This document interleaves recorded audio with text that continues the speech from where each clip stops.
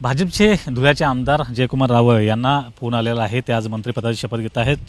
16 ते 19 या दरम्यान तुम्ही मंत्री होताच. मधल्या काळामध्ये थोडीशी हुलकावणी झाली, परंतु पुन्हा एकदा आज कॅबिनेट मंत्रिपदाची शपथ घेतात. काय नेमक्या भावना आहेत, काय सांगा?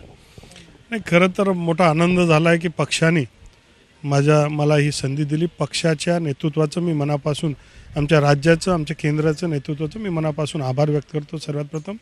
दुसरं, ही फार मोठी जबाबदारी आहे. शेवटी हे पद जे आहेत हे जबाबदारीचे पद आहेत.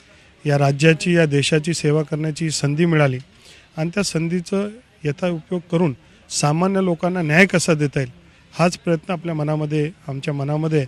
आणि त्याची जबाबदारी आता तर ते सगळ्या गोष्टी घडायच्या आहेत, परंतु मागच्या काळात संधी मिळाली त्यावेळेस चांगलं काम करता आलं.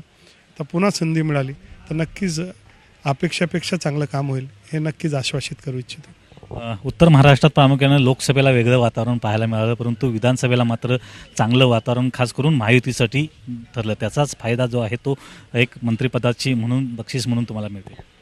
उत्तर महाराष्ट्रामध्ये भारतीय जनता पार्टीला मानणारा उत्तर महाराष्ट्र आहे, कारण देशभक्तांचा महाराष्ट्र आहे.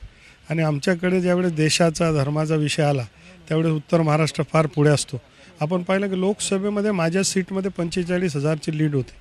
आम्ही 4,000 मतांनी मालेगावमुळे पडलो. हे आपला इतिहास आपल्या भारताला माहिती आहे.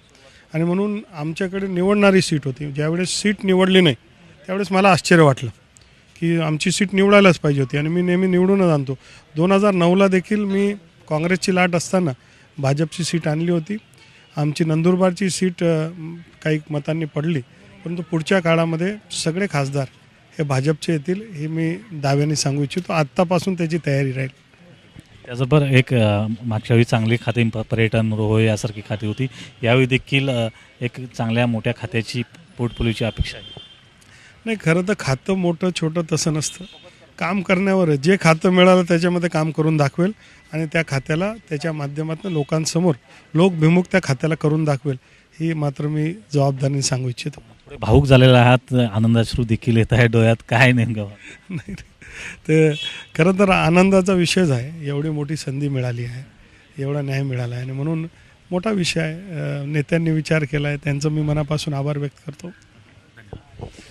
व्हिडिओ देणारे प्रकाश चव्हाणसह कृष्णात पाटील, झी मीडिया, मुंबई.